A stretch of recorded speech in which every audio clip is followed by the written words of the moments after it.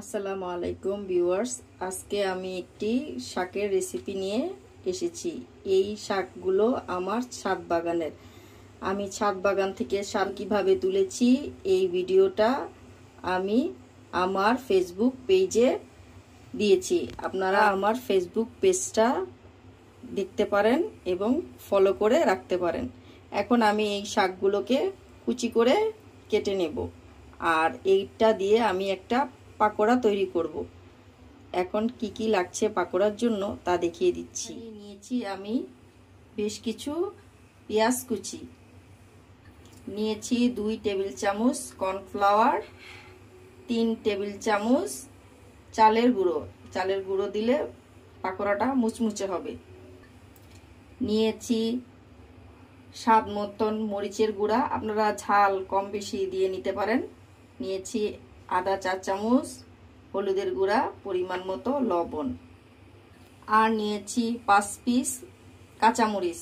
এটাও আমার ছাদ বাগানের কাঁচামরিচ। কাঁচামরিচ তোলার ভিডিওটাও ফেসবুকে পেজে আছে, আপনারা মন চাইলে দেখে নিন। মিক্সিং বলে আমি শাকগুলোকে নিয়েছি। এখন আমি পরিমাণ মতো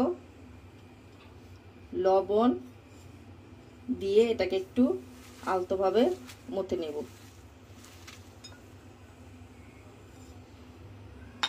মথে নেওয়ার পরে এখন আমি দিয়ে দিলাম পেঁয়াজ কুচিগুলো।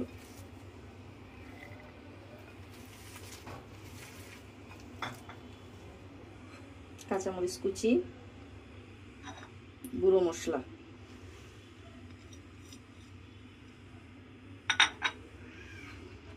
কর্নফ্লাওয়ার আর চালের গুঁড়ি,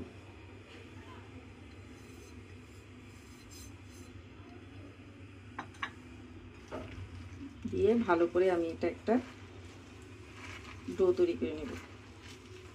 ভালো করে মেখে নেব যাতে সব উপকরণগুলো একসাথে ভালো করে মিশে যায়।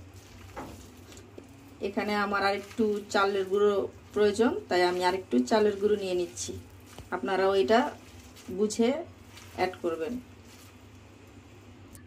এই যে আমি আরেকটু চালের গুঁড়ি মিশিয়ে নিচ্ছি।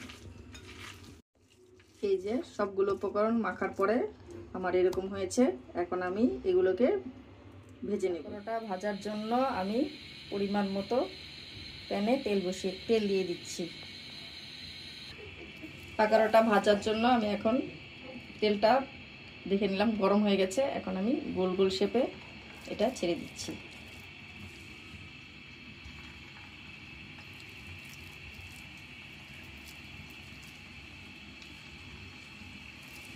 এই যে আমার সবগুলো পাকোড়া দেওয়া হয়ে গেছে। এখন আমি এগুলোকে অল্প আঁচে মুচমুচে করে ভেজে নেব।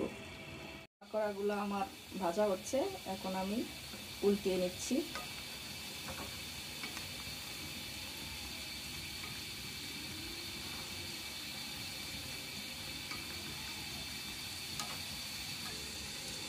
যে সবগুলো পাকোড়া আমার উল্টিয়ে নেওয়া হয়ে গেছে। এখন লাল করে ভেজে আমি পরিবেশন করে, এই যে তৈরি হয়ে গেল আমার পুঁই শাকের পাকোড়া। এই পাকোড়াটি আপনারা অবশ্যই বাসায় ট্রাই করে দেখবেন, আর যদি ভালো লেগে থাকে তাহলে লাইক, কমেন্ট এবং শেয়ার করতে ভুলবেন না। আর অবশ্যই আমার চ্যানেলটি সাবস্ক্রাইব করে রাখবেন, বেল আইকনটি বাজিয়ে রাখবেন। আমার নতুন নতুন ভিডিও আপনাদের কাছে পৌঁছে যাবে। আর যারা যারা সাবস্ক্রাইব করেছেন তাদেরকে অসংখ্য ধন্যবাদ।